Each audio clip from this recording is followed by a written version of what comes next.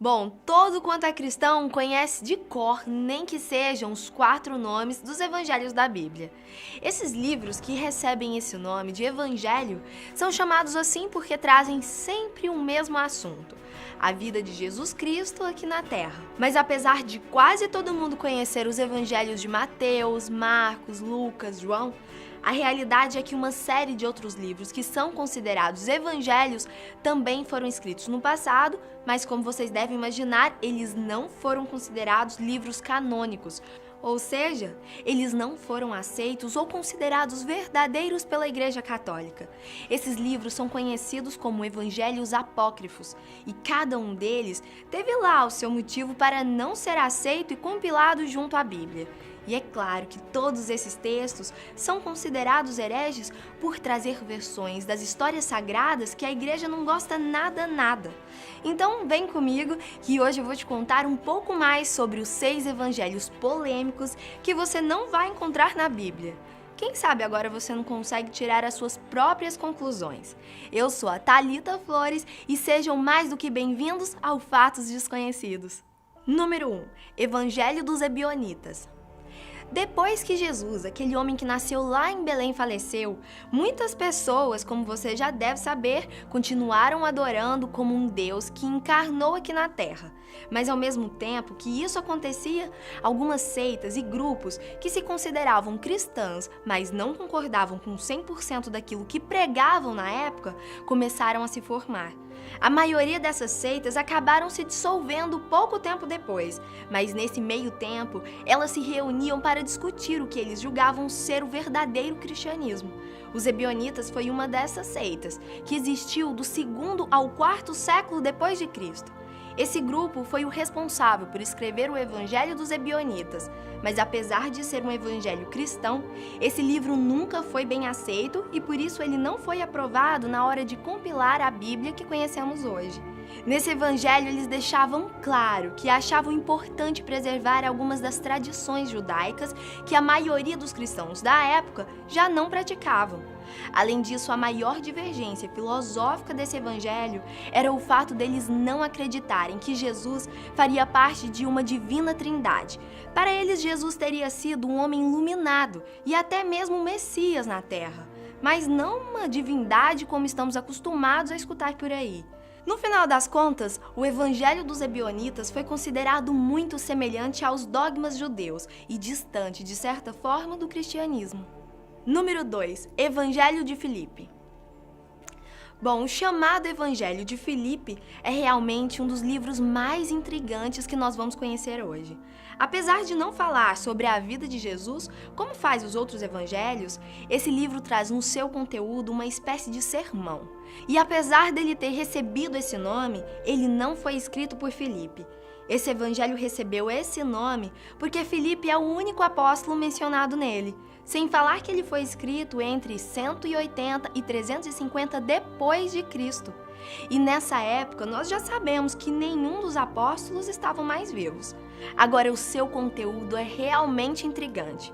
Primeiro porque ele é escrito de uma maneira muito complexa, que por vezes se torna difícil de compreender. E segundo porque ele diz coisas que são consideradas blasfêmias para os cristãos modernos. Por exemplo, no Evangelho de Filipe diz que certos rituais da igreja, como o batismo, não passam de alegorias. E diz mais, ele conta que Jesus Cristo e Maria Madalena formavam um casal. Em uma das passagens está escrito que o Salvador, por beijar demais a sua companheira nos lábios, que seria, nesse caso, Maria Madalena, teria gerado um certo ciúmes nos seus apóstolos. Por esse motivo, esse evangelho que foi descoberto no deserto egípcio foi considerado herege e chega a se parecer muito mais com textos de outras religiões do mundo antigo, como o maniqueísmo, do que com o próprio cristianismo. A notícia boa é que esse manuscrito foi encontrado bem preservado e por isso a maior parte do texto pôde ser traduzida e pode ser lida até os dias de hoje. Número 3. Evangelho do Salvador. Já o Evangelho do Salvador, o nosso terceiro item da lista de hoje, é o Evangelho apócrifo descoberto mais recentemente. Um grupo de pesquisadores americanos estava analisando alguns arquivos do Museu de Berlim em 1997, quando se depararam com uma pilha de manuscritos antigos. Foi nessa pilha que eles encontraram fragmentos do que parecia ser um evangelho nunca estudado antes. E esses fragmentos pertenciam ao Evangelho do Salvador. Apesar desses textos estarem em sua grande maioria danificados, eles encontraram conteúdo bastante peculiar. Esse evangelho, assim como os que encontramos na Bíblia cristã, também conta sobre a vida de Jesus enquanto ele esteve na Terra. Mas o grande diferencial era que muitas passagens eram contadas de uma outra maneira, ou com detalhes diferentes daqueles que já conhecemos e que está na Bíblia.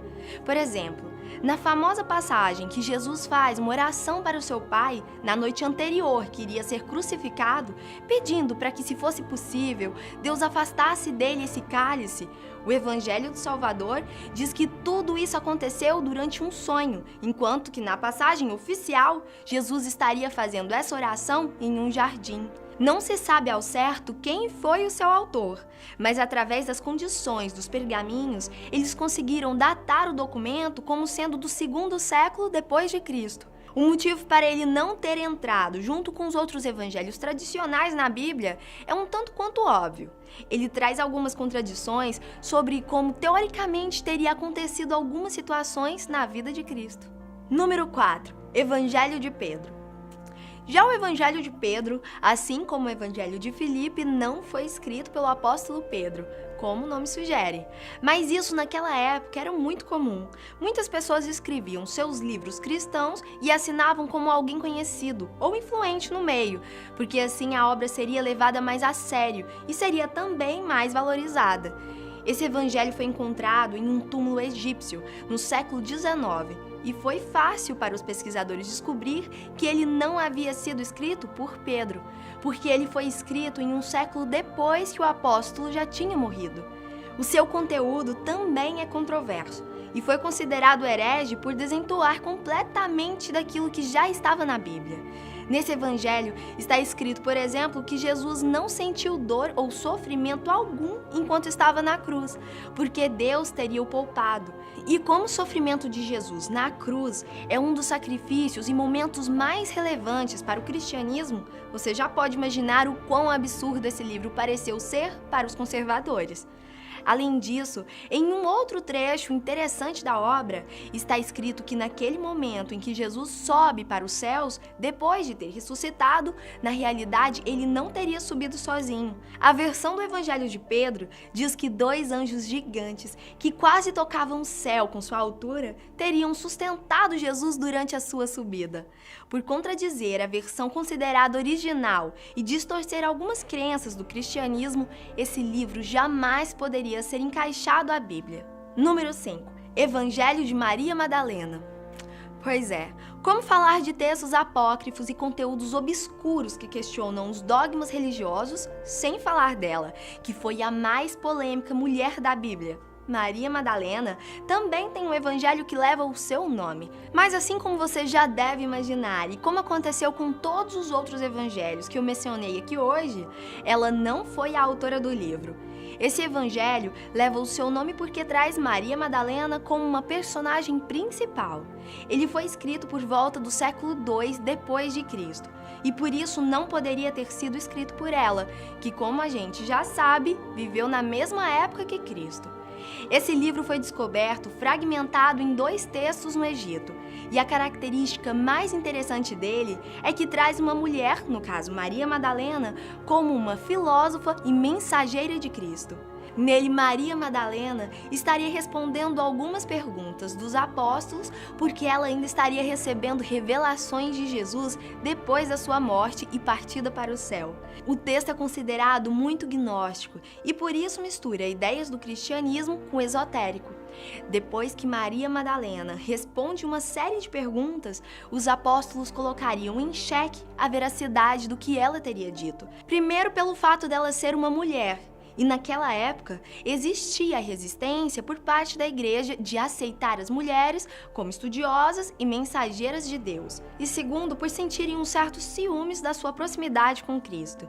Eles se perguntam, por exemplo, por que ele teria escolhido justo ela para trazer essas revelações, e não um deles, que já eram seus apóstolos. A Igreja Católica, como vocês devem imaginar, condenou o livro como sendo herege, mas já se sabe que antigamente ele foi levado bastante a sério, principalmente pelos gnósticos, que eram adeptos de uma filosofia sincretizada com o cristianismo, mas que na sua essência era bem diferente dessa religião. Número 6. Evangelho de Judas. Pois é, e quem diria que até Judas, o homem que foi considerado o maior traidor de todos os tempos, teria um evangelho escrito no seu nome. Mas esse livro existe, viu? Ele é considerado mais um livro gnóstico, que é aquela corrente filosófica do século II que eu disse que mistura ou sincretiza o cristianismo com outros assuntos e crendices esotéricas. O Evangelho de Judas foi escrito por volta do século IV e era usado por esse grupo religioso. Obviamente não foi Judas que o escreveu, mas o livro traz uma visão bastante interessante, porque ele conta sobre os últimos passos de Jesus antes da crucificação, mas pela visão e supostas ações de Judas.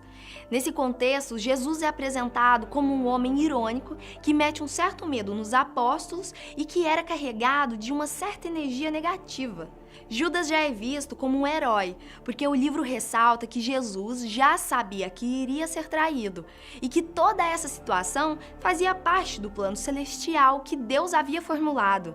Olhando por esse lado, Judas apenas teria sido um recurso, uma ferramenta usada por Deus para fazer o seu plano se concretizar. Apesar de trazer essa visão do lado oposto da história, o Evangelho de Judas não contém nenhuma referência histórica real.